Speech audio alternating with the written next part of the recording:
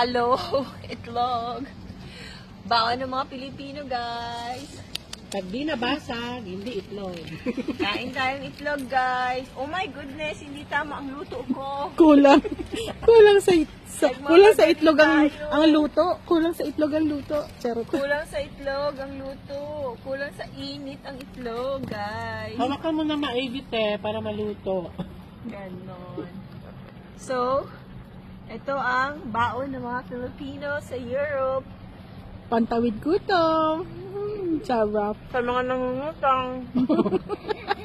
Sa mga nangungutang Alam na dyan, alam nyo na bakit kami nasa Europe at namamasyal. Dalawang subo lang ubos. Nabulunan ini-stop ko Utang dyan. Itlog ang baon namin. Namumaya pa ng itlog